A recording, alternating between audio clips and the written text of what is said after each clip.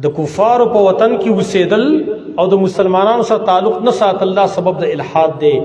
دیو جن تاسو ګورئ کم خلک چې اکثر دا بهر ملکونو ته لاړ شي که نه ناغه ملحدین کېږي. وجه دا چې د اسلام سره تعلق نه که نه قرآن سره علماء سره څه بیانات سره دې څه تعلقات معلوقات نه ایسته لاړ شي الحاد طرف ته.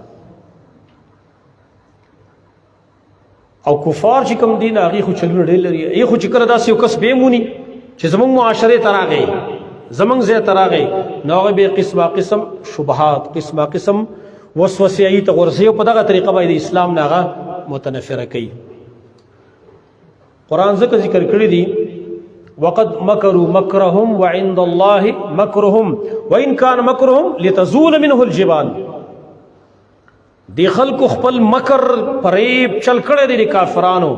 الله سره دیو د چل جواب شته دی اگر کړه دیو چل دومره دی چې غرونه دې زایل شي بنا په یو تفسیر باندې.